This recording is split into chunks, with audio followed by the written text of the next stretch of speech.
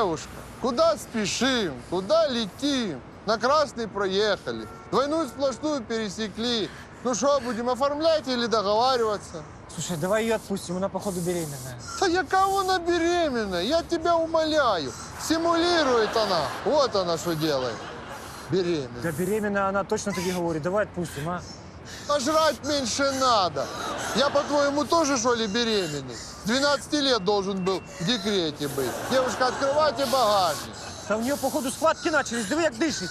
Ой. Я тоже так дышу, пока дохожу от машины сюда. Да? О, диви. Да вона пьяная или под наркотой. Девушка, что употребляли? Да какие наркотики? У нас сейчас рожать тут будет.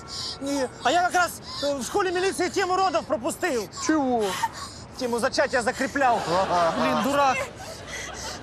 Вызовите скорую! Ага, сейчас. А за ложный вызов кто платить будет? Давайте, девушка, уже договариваться и поедете себе спокойно.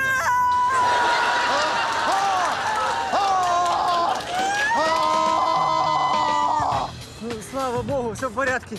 Девочка, держи. Я могу ехать? Да, конечно, едьте. Куда едете? Ребенок на переднем месте, не пристегнутый, без кресла. Это штраф минимум 500. Второй пошел! Прекратить рожать! Отставить! Горшочек не вари! Поздравляем, у вас двойня. Я поехала, да? Да, только осторожно. Спасибо. Девушка, у вас двойня, а соответственно штраф в двойном размере. Не надо, счастливого пути!